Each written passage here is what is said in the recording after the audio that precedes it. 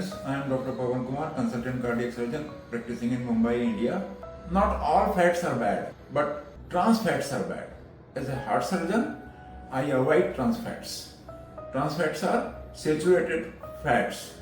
The oil, basically unsaturated fats are good for the heart, which come from almonds, peanuts, other things which are olive oil like that. So avoid junk food, avoid trans fats, especially reheated, recooked food, reheated oil.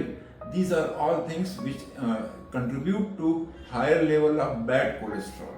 So as a heart surgeon, I will not take these junk foods and trans fats in my diet.